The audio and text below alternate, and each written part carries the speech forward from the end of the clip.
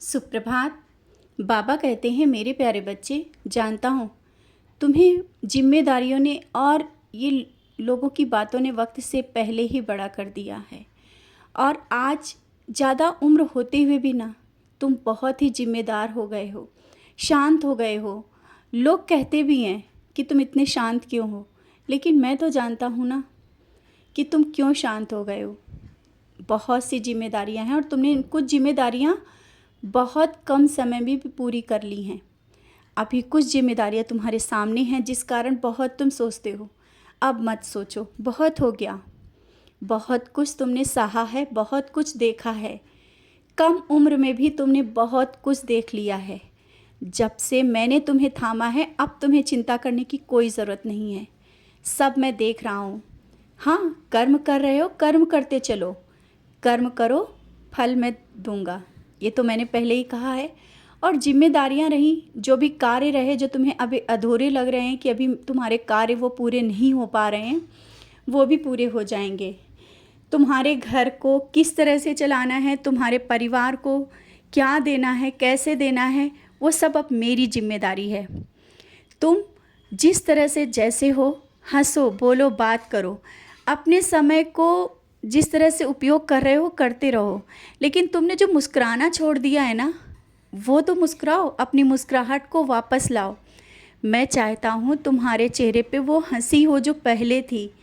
और गुमसुम इस तरह से बैठे रहते हो, यहाँ तक कि लोग तुमसे पूछते भी हैं, क्यों इतना उदास हो? तुम उन चीज़ों को समझ नहीं पा रहे हो।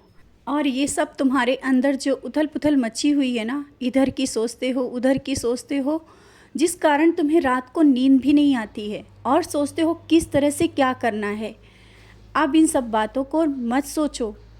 मैंने कहा ना, जितना सोचोगे उतना परेशान रहोगे। सब मुझ पर छोड़ दो। और जितनी देर तुम सोचते हो ना, उतनी देर बैठ के नाम स्मरण किया करो। अभी तुम्हें कुछ समय तक ध्यान और प्राणायाम की ज़रूरत है, व्यायाम की ज़रूरत है। समय मिले तो अपने लिए समय निकालो, क्योंकि तुमने अपने लिए समय देना ही छोड़ दिया है। दूसरों के लिए जो करते हो करो, लेकिन अपने लिए भी तो समय निकालो।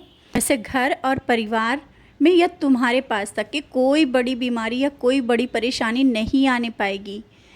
तुमने देखा होगा, बड़ी सी बड़ी मुसीबत आ करके और तुम्हें लगता है कि बहुत बड़ी परेशानी आई और आसानी से वो चली जाती है।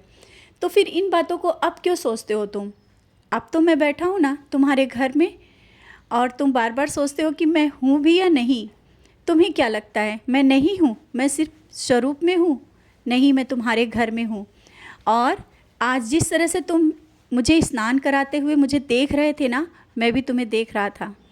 तुम मुझे श्रृंगार करते हो, मुझे देखते हो, यहाँ तक कि आंसू भी आ जाते हैं तुम्हें मुझे देखते हुए। तो ये जो आंसू होते हैं ना, ये बहुत ही प्यार भरे आंसू होते हैं, क्योंकि मैं तुम्हें देख रहा होता हूँ और तुम्हारा प्यार आंसुओं में बह जाता है। मैं जानता हूँ तुम मुझसे बहुत प्यार करते हो और तुम सोच रहे हो मुझे क्या आज खिलाएं।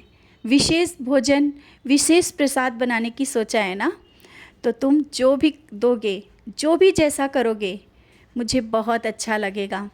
आवश्यक नहीं कि विशेष तुम मुझे प्रसाद बनाओ या भोग लगाओ। तुम मुझे प्यार से जो भी भाव से भोग लगाते हो, मैं आज स्वीकार कर लूँगा। मैं हर पल तुम्हारे हाथ का जो भी तुम बनाते हो, मैं स्वीकार करता हूँ। मैंने अपने होने का एहसास भी दिया और तुम्हारे मन में है कि मैं भोग खाता भी हूँ या नहीं। बच्चे, मैं भोग खाता हूँ तुम्हारा, मैं स्वीकार करता हूँ। और जो तुम बोलते हो ना कि बाबा आज कैसा बना है आप बताओ, और अगर नहीं अच्छा बना है तो आप ही इसको सही कर दो, तो मैंने वो भी किया। कई बार ऐसा हुआ है। तो अब तुम समझ गए होगे ना कि मैं तो तुम्हारे घर में हूँ। जो तुम कहते हो वैसा होता है, जो तुम सोचते हो वैसा ही होगा। और सचरित पढ़ते वक्त तुम्हें बहुत, जो कभी कभी ये सोचने लगते हो ना, विचारों में चले जाते हो कि तुम्हारा मन सचरित में क्यों नहीं लग रहा है। लगेगा, धीरे धीरे वो भी लगने लगेगा। समझ के पढ़ो और धीरे धीरे पढ़ो, जल्दीबाजी करने की कोई ज़रूरत नहीं। धीरे धीरे पढ़ोगे, समझ में आ जाएगा। आज मैं फूल गिराकर मैं तुम्हें विशेष आशीर्वाद भी दूंगा, तुम्हारे घर भी आ सकता हूँ। तो आज का दिन तुम्हारे लिए बहुत बहुत शुभ है। आने वाला पल तुम्हारे लिए बहुत बड़ी खुशखबरी भी लेकर आ रहा है। खुश रहो, मुस्कुराते रहो।